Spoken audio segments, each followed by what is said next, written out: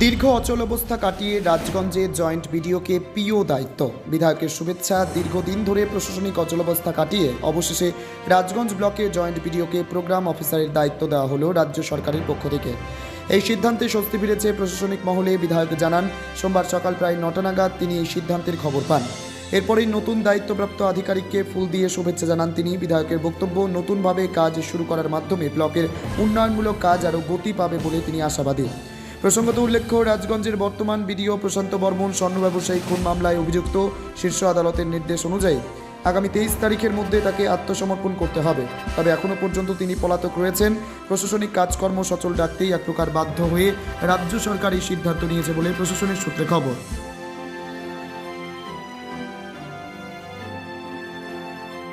বলছি, রাজগঞ্জে তো বহুদিন ধরে ভিডিও ছিল না, আজকে থেকে ভিডিও করব। আমি বললাম তো যে আজকে রাজগঞ্জ বিধানসভার যারা সাধারণ নাগরিক, নন পলিটিক্যাল পার্টির কথা বলছি না, যে কিছুদিন ধরে আমরা ভিডিও নেই। তাই আজকে যখন প্রায় তখন 9টা বাজে, তখনই আমি খবর পেলাম যে আমরা নবনিযুক্ত ভিডিও পেলাম। আগের যে জয়েন্ট ভিডিও ছিলেন সৌরভ মণ্ডল, উনি ভিডিও পদে আজকে নতুন করে আজকেই চার্জ গঠন হবে। তাই রাজগঞ্জবাসী খুবই খুশি যে বহুদিন যাবত ভিডিও নাই বলে অনেক কিছু কাজের হাম্পার হচ্ছিল। এখন থেকে যেটা জানি, জয়েন্ট ভিডিও খুব কাজের মানুষ। এখন ভিডিও হল, এই ভিডিও থাকাকালীন আমাদের রাজগঞ্জবাসীর প্রত্যেকটা নন পলিটিক্যাল যার পার্টি, আমরা পার্টি এখানে করতে ভিডিও হচ্ছে প্রত্যেকটা পার্টি। তাই রাজগঞ্জবাসীর বিধানসভা নির্বাচনের আগে যে আমরা ভিডিও পেলাম, আমরা সবাই খুব খুশি। এসআইআর এর কাজ চলছে, এটা তো এতদিন একটা হ্যাম্পারের ব্যাপার ছিল, বা ভিডিও অফিসে অনেক কাজের তো হ্যাম্পার হচ্ছিল অনেকের। আমি তো বললাম যে যেহেতু ভিডিও ছিল না, ভিডিও পেলাম। এখন জয়েন্ট ভিডিও থাকাকালীনও আমাদের ফুললি হেল্প করছে। এখন তো ভিডিও হলো, সুতরাং কোনো আমাদের অসুবিধা হবে না, ফুললি আমরা সহযোগিতা পাবো। রাজগঞ্জের ভিডিওকে বহুদিন আগেই অ্যারেস্ট করবার দরকার ছিল।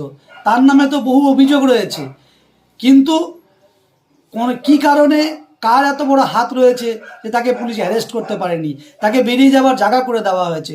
এখন পর্যন্ত তিনি সেই ভিডিও পদেই বহাল ছিলেন। আজকে জয়েন্ট ভিডিওকে তার চার্জ দিতে হচ্ছে। তাহলে প্রশাসন কি করছিল? প্রশাসন তাকে সেফগার্ড করে রেখেছিল। এখনই প্রশাসনের মদতেই তাকে বাঁচানোর চেষ্টা করা হচ্ছে। কিন্তু তিনি একজনকে খুন করেছেন, তার এভিডেন্স রয়েছে পুলিশের কাছে।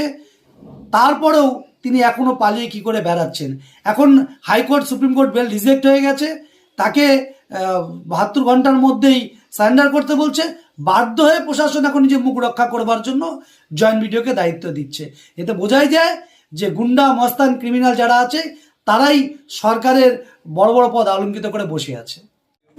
বিধানসভা নির্বাচনের আগে এসে আমরা হেল্প পাবো, আপনাদের হেল্প খুবই দরকার। সব কিছুকে ঠিক জায়গায় নিয়ে আসতে গেলে আপনাদের টোটাল টিম আপনার